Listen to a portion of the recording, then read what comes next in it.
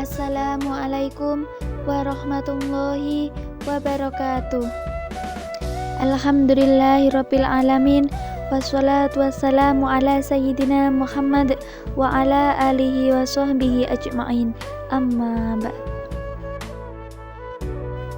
Sahabat-sahabat yang dimuliakan Allah, semoga semua senantiasa diberikan kesehatan, dilimpahkan rezeki, dan diberikan kemudahan dalam segala urusan. Di sini saya akan memaparkan materi tentang nuzulul Quran. Apa itu nuzulul Quran? Lafadz nuzul secara bahasa berarti menetap di suatu tempat atau turun dari tempat yang tinggi. Sedangkan nuzulul Quran secara istilah adalah penyampaian wahyu kepada Nabi Muhammad SAW dari alam gaib ke alam nyata melalui perantara malaikat Jibril. Menurut Manna Al-Qattan, terdapat dua mazhab pokok di kalangan para ulama seputar pemahaman tentang proses turunnya Al-Quran. Pendapat yang pertama yaitu pendapat dari Ibnu Abbas dan sejumlah ulama bahwa yang dimaksud dengan turunnya Al-Quran ialah turunnya Al-Quran sekaligus di Baitul Izzah di langit dunia. Selanjutnya, Al-Quran diturunkan kepada Nabi Muhammad SAW secara bertahap selama 23 tahun sesuai dengan peristiwa-peristiwa yang mengiringinya sejak beliau diutus sampai wafatnya.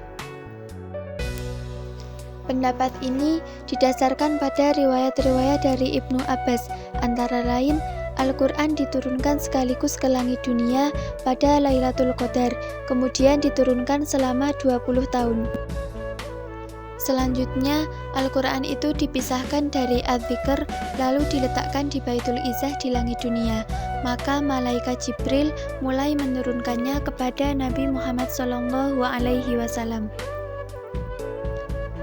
Kemudian Al-Quran diturunkan pada Lailatul Qadar pada bulan Ramadan ke langit dunia sekaligus, lalu diturunkan secara berangsur-angsur.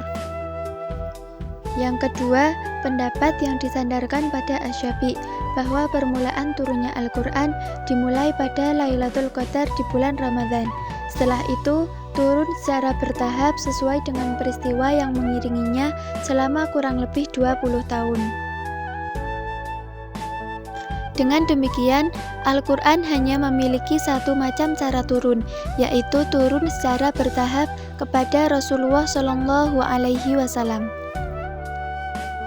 Allah Subhanahu wa Ta'ala berfirman dalam Al-Quran, dan Al-Quran itu telah kami turunkan dengan berangsur-angsur agar kamu membacakannya perlahan-lahan kepada manusia, dan kami menurunkannya bagian demi bagian.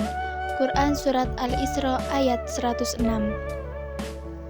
Hikmah diturunkannya Al-Quran secara berangsur-angsur. Ada beberapa tanda bukti kebesaran Al-Quran yang dapat kita ketahui melalui proses turunnya Al-Quran secara bertahap.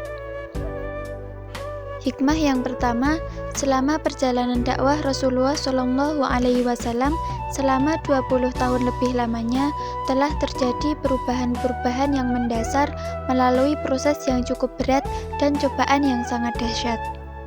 Hikmah yang kedua, Al-Quran diturunkan secara bertahap kepada Rasulullah SAW, memberikan semangat dan membantu Rasulullah SAW secara batiniah bagi keberlanjutan proses dakwah Rasulullah SAW. Selain itu, untuk memudahkan hafalan dan pemahaman, sebab Al-Quran turun di tengah-tengah umat yang ummi, yang tidak pandai membaca dan menulis, dan yang menjadi catatan mereka adalah hafalan dan ingatannya.